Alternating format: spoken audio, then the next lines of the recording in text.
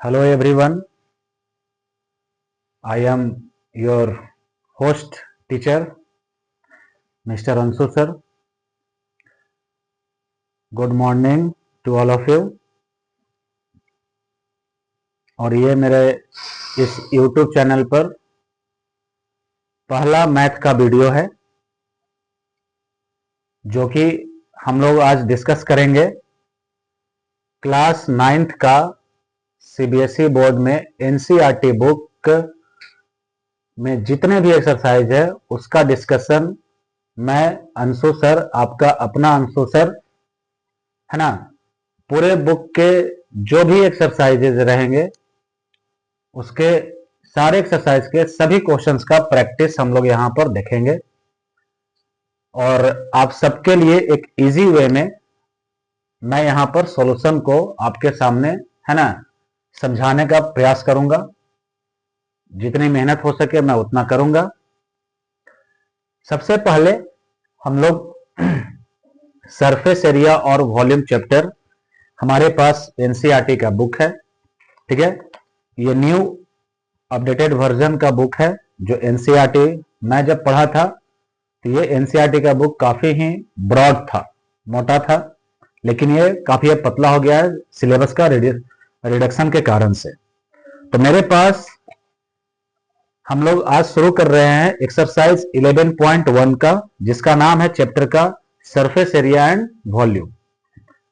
इस चैप्टर का सबसे पहला जो क्वेश्चन है हमारे पास, जिसमें क्वेश्चन लिखा हुआ है कि diameter of the base of a cone is 10.5 centimetre and it's slant height is 10 centimetre, find its curved surface area.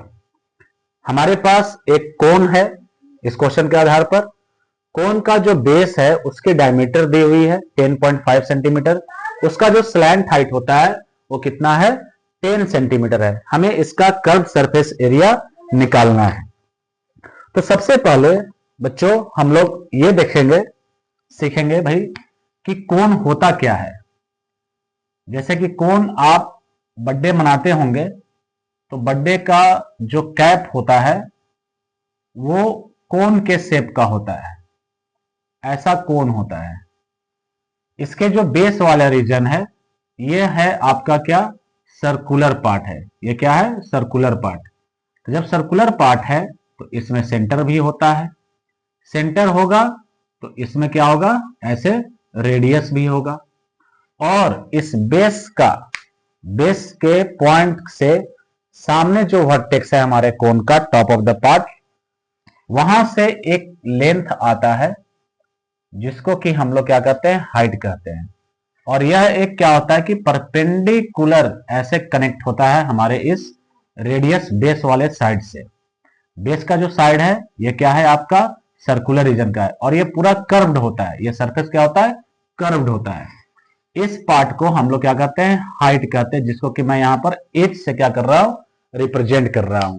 H से रिप्रेजेंट करने के बाद, एच से रिप्रेजेंट करने के बाद फिर हम लोग देखेंगे कि यहां पर जो रेडियस है आपका, यहां पर जो रेडियस है और ये हाइट हो गया, ये क्या हो गया, हाइट है। अब आप यहां पर देखिए भाई कि यहां पर ये 90 डिग्री का एंगल बना रहा है, तो क्या ये एक राइट एंगल ट्रायंगल बन रहा है। राइट एंगल ट्रायंगल बनता है तो उसके सामने जो साइड होता है, सबसे लंबा साइड होता है, जिसको कि हम लोग हाइपोटेनस कहते हैं। हाइपोटेनस, ये राइट एंगल ट्रायंगल की मैं बात कर रहा हूं, लेकिन यही हाइपोटेनस जो इस फिगर में हमारे इस कोन में, इसी को क्या कहा जाता है, स्लैंट हाइट कहा जाता है। क्या कहा जाता है, स्लैंट हाइट, जिसको कि एल से रिप्रेजेंट किया जाता है। अब जब हम लोग हाइपोटेनस निकालते हैं राइट एंगल ट्रायंगल में, ऐसा राइट एंगल ट्रायंगल है, ये हाइपोटेनस होता है, ये परपेंडिकुलर होता है और ये बेस होता है। तो हाइपोटेनस पाइथागोरस थ्योरम के हिसाब से ये हाइपोटेनस की जो वैल्यू निकालना होता है, तो ये जो rest of the two sides बच गए, उसके साइड का स्क्वायर का समेशन का स्क्वायर रूट जो होती है वो वैल्यू आपका आता है हाइपोटेनस। ये इसका जो रिलेशन होता है बच्चों, वो आपका आएगा, आपको H square is equal to P square plus B square पर आता है ये। अब आते हैं हमारे इस क्वेश्चन में। ये सब हमारा ये क्या था, एक प्रयास था कि भाई कोण को मैं आपको समझा सकूं। तो मैंने कोण को आपको समझाया। इसमें जो डायमेंशन होते हैं कोण का, वो क्या होता है, हाइट है, रेडियस है, और ये जो साइड होता है इसको हम स्लैंट हाइट कहते हैं। क्या कहते हैं, स्लैंट हाइट कहते हैं। ये जो है आपका, ये स्लैंट हाइट है। और मैं इस यहां पर हाइपोटेनस ये लिखा हूं कि आप स्लैंट हाइट को समझ सकते हैं राइट एंगल ट्रेंगल के मदद से। राइट एंगल ट्रेंगल हमारे पास नीचे है, यहां पर हाइपोटेनस की जो वैल्यू है वो आपको इस प्रकार से लिखा हुआ है। तो मैं यहां से यहां पर स्लैंट हाइट के लिए एल का प्रयोग मैं ऐसे निकाल सकता हूं। एल का जो वैल्यू यदि हमें फाइंड आउट करना हो जाएगा, स्लैंट हाइट की वैल्यू यदि फाइंड आउट करना हो जाएगा, तो जो परपेंडिकुलर है इस कोण के अंदर में वो हाइट के रूप में है, तो एच स्क्वायर और प्लस जो रेडियस है हमारा इस बेस साइड का, जो सर्कुलर रीजन का है, उसके रेडियस के स्क्वायर की वैल्यू हम कर देंगे अंडर रूट, तो हमें स्लैंट हाइट की वैल्यू पता चल जाएगी। तो अब आते हैं हमारे इस क्वेश्चन पर 11.1 के फर्स्ट नंबर क्वेश्चन पर, जिसके की डायमीटर दी हुई है, डायमीटर बेस का दिया हुआ है कि भाई कितना है। तो इसके सॉल्यूशन पर अब हम लोग आते हैं। जब सॉल्यूशन हम लोग बनाएंगे तो देखेंगे कि हमें चाहिए क्या, curve surface area. Curve surface area को शॉर्ट में सीए से बोला जाता है। कर्व सरफेस एरिया ऑफ कोन का आपको जब वैल्यू निकालना होगा तो उसकी जो फॉर्मूला होता है बच्चों, वो होता है पाई आर एल। ये जो पाई है, ये पाई जो होता है वो इरेशनल नंबर होता है ना। इसकी जो वैल्यू होती है 22/7 3.14, वो रेशनल नंबर में होता है, लेकिन पाई जो है वो इरेशनल नंबर होता है। ठीक है, तो पाई आर एल है ना, ये है हमारे पास। डायमेंशन क्या दिया हुआ है हमारे इस क्वेश्चन में, डायमेंशन पहले देख लेते हैं। डायमेंशन ऑफ कोन हमारे पास जो निकालना है उसके लिए ये फॉर्मूला है, लेकिन क्या इस फॉर्मूले पर मैं डायरेक्ट पुट कर सकता हूं, डायमेंशन से हमें पता चलेगा। तो डायमेंशन ऑफ कोन जो है ना, वो आपको ऐसे दिखना है।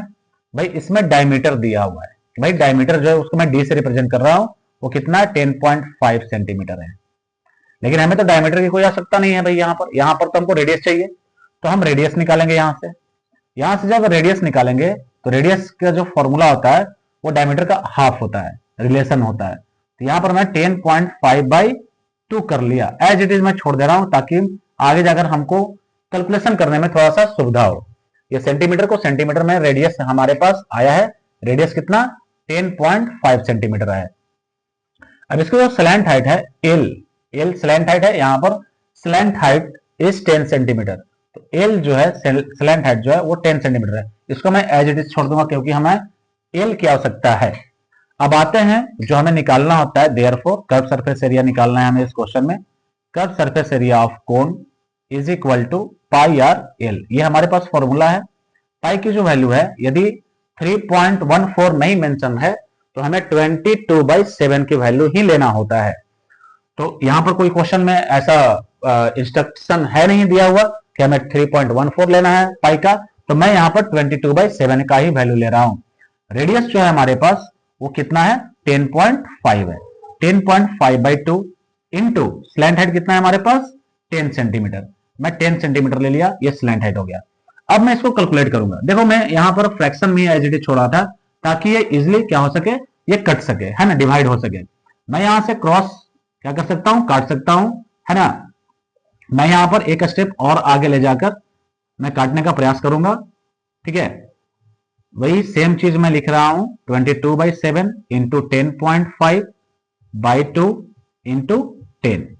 अब देखो भाई ये रेडियस है और ये भी स्लैंट हाइट है, दोनों की यूनिट सेंटीमीटर में और सेंटीमीटर में। जब ये सेंटीमीटर और सेंटीमीटर मल्टीप्लाई होगा तो सेमी प्रकार के यूनिट जब मल्टीप्लाई होते हैं तो उस यूनिट पर हम क्या करेंगे, स्क्वायर लगाएंगे, है ना। क्योंकि उसकी पे जो पावर में एक्सपोनेंशियल जो फॉर्म है वह centimetre 1 and centimetre 1 exponential form में आएगा। तो एक्सपोनेंस का जो रूल होता है वो x इंटू एक्स, यदि बेस सेम है, पावर बेस सेम है और वो मल्टीप्लाई होता है तो पावर क्या होता है, ऐड हो जाता है। तो यदि सेंटीमीटर इंटू सेंटीमीटर पे पावर 1 है तो सेंटीमीटर स्क्वायर, लाइक यहां पर क्या हो जाएगा x का स्क्वायर, उसी प्रकार से सेंटीमीटर स्क्वायर। तो यहां पर सेंटीमीटर स्क्वायर आ गया आपका। तो जब सेंटीमीटर स्क्वायर आ गया तो ये एरिया का ही यूनिट होता है सेंटीमीटर स्क्वायर, जो कि हमारे एरिया निकालना है। अब मैं कैलकुलेट कर रहा हूं यहां पर, तो 2 से मैं यहां पर डिवाइड करूंगा, 11 टाइम्स में क्रॉस कट गया, 7 से ये डिवाइड होगा, 7 से ये डिवाइड होगा, 7 से ये कटता हुआ नजर आ रहा है, 7 1 जा 7, उसके बाद डेसिमल है तो मैं डेसिमल दे दिया, है ना। तो उसके बाद 5 आएगा तो 3 7 10 में से 7 रिमाइंडर आएगा तो 3 आएगा, और 3 पर हमारा 5 आएगा तो 35 हो गया, बीच में डेसिमल है तो डेसिमल मैंने दे दिया, 7 5 जा 35। अब ये जब आया कैलकुलेट करके वो 11 इंटू 15/10, क्या मैं डेसिमल यहां से हटा सकता हूं, डेसिमल के लिए 1 और डेसिमल के बाद एक डिजिट तो एक 0 इंटू 10 हो गया। अब यहां से 10 से 10 कैंसिल हो गया, बचा हमारे पास क्या 11 इंटू 15, 15 10 जा 150 एंड 15 1 जा 15, 15 तो 150 और प्लस 15 ऐड होकर कितना आ जाएगा आपका 165 centimetre square. This is your answer, this is our answer. Curve surface area of cone whose diameter is 10.5 and slant height is 10 centimeter, then its curved surface area will be 165 centimeter square। अब हम लोग move करेंगे second question के तरफ, है ना, second question के तरफ अब हम लोग मूव करेंगे, ठीक है। सेकेंड क्वेश्चन जो है हमारे पास वो अब आता है नाउ। अब हमारे पास सेकेंड क्वेश्चन है 11.1 एक्सरसाइज का, जिसमें क्वेश्चन कहा जा रहा है कि find the total surface area of a cone if its slant height is 21 metre and diameter of its base is 24 metre. अब आइए बच्चों, अब हम लोग आगे देखते हैं। सेकेंड क्वेश्चन का जो सॉल्यूशन है वो कुछ इस प्रकार से है। पहले डायमेंशन हम लोग देख लेते हैं, डायमेंशन निकालना है। यहां पर डायमेंशन जब निकालते हैं हम लोग, डायमेंशन ऑफ कोन, डायमेंशन हमें पता होना बहुत जरूरी है, तभी हम आगे करके, है ना, क्या हमें फॉर्मूला लगाना है, क्या रिक्वायरमेंट है वो हमें पता चलता है। स्लैंट हाइट जो है वो एल की जो वैल्यू हुई वो 21 मीटर है। हमारे पास जो डायमीटर दिया हुआ है बेस का, डायमीटर अगेन है हमारे पास 24 मीटर। हमें यहां से रेडियस निकालना होगा, तो रेडियस इज इक्वल टू 24/2, तो ये कट के कितना आ गया 12 मीटर। रेडियस है हमारे पास 12 और स्लैंट हाइट है 21 मीटर। बच्चों हमें निकालना है इसका टोटल सरफेस एरिया, जिसको कि शॉर्ट में टीएस से भी कहा जाता है। तो total surface area of cone is equal to, जो इसकी वैल्यू होती है, total surface area of cone is equal to, इसकी जो वैल्यू होती है बच्चों वह होता है आपका pi are L into L plus R, pi R into L plus R होता है, pi R into L plus R होता है, pi R into L plus R हुआ। ये आपका कोन का टोटल सरफेस एरिया निकालने का क्या होता है फॉर्मूला आता है, और ये एक डेराइव फॉर्मूला है ना। ये क्या है आपका एक डेराइव फॉर्मूला है, जहां पर कि आपका कर्व सरफेस एरिया और बेस का टोटल एरिया का क्या होता है समेशन होता है, और वहां से निकाला गया है ये फॉर्मूला है pi R into L plus R. अब आइए, हमारे पास क्वेश्चन में आपका ये दिया हुआ नहीं था कि पाई के वैल्यू 22 या 3.14 लेना है, जहां पर नहीं मेंशन होता है वहां पर हम 22/7 ही लेते हैं। तो आर की वैल्यू जो हो गई वो 12 हो गया, एल कितना है 21 है, और प्लस आर जो है वो कितना है 12 है। एरिया हमें निकालना है तो यूनिट तो सेम है, हमारे पास हाइट की भी यूनिट मीटर में है, डायमीटर की भी यूनिट मीटर में है, तो मीटर स्क्वायर ऑब्वियसली होगा। तो 22/7 इंटू 12 इंटू 2 और 1 3 और 2 और 1 3, ये यहीं पर कंफर्म हो गया कि इसका आंसर डेसिमल में आएगा, मीटर स्क्वायर, है ना। कैलकुलेशन में थोड़ा सा टाइम लग सकता है, तो उसके लिए बर्दाश्त आपको करना होगा, ठीक है। तो 22 इंटू 12 है ना, 22 इंटू 12 अब हम लोग करेंगे। चलिए बच्चों अब वापस आते हैं कैलकुलेशन पर। हमारे पास 22 इंटू 12 करना है और इंटू 33 करना है। तो बच्चों 22 इंटू 12 हम लोग करते हैं, तो उसकी जो वैल्यू आएगा 22 इंटू 12 करने के बाद जो उसकी वैल्यू आएगा वो आएगा आपके पास 264। 264 ये 22 इंटू 12 करने के बाद 264 आया। देन आफ्टर हमें मल्टीप्लाई करना है 43 से, और फिर उसको डिवाइड करेंगे हम लोग 7 से। तो जब इन दोनों को आप मल्टीप्लाई करेंगे 264 इंटू 33 को जब आप मल्टीप्लाई करते हैं तो आपको मिलता है 8712। 8712 जब आप 264 इंटू 33 करेंगे तो मिलता है आपको 8712 अपॉन 7। जब आप इसको 7 से डिवाइड करेंगे तो ये एग्जैक्ट कटेगा नहीं, ये अब आपका आएगा क्या चीज में, डेसिमल में आएगा। जब यहां से आप डिवाइड करते हैं तो इसकी डेसिमल आती है कितना भाई, 1244.57 आएगा आपका, ये 57 आएगा, और जो कि ये वैल्यू आ गई आपका क्या चीज में, मीटर स्क्वायर में। Now we have our final answer of that is what, total surface area of cone is equal to 1244.57 metre square. ये रहा हमारे पास दो क्वेश्चन का पूरा डिटेल, ठीक है, कैसे हम एनसीईआरटी के जो एक्सरसाइज 11.1 है क्लास 9th का 11 चैप्टर का, जिसका नाम क्या है, volume and surface and volume area, जहां पर कि हमें कोन के बारे में, हेमिस्फीयर के बारे में, स्फीयर के बारे में पढ़ना है इस चैप्टर में। पहले फ्रस्टम वगैरह सारा कुछ था, है ना, क्यूबॉइड वगैरह सारा कुछ था, लेकिन अब तो वो सिलेबस में हट गया है।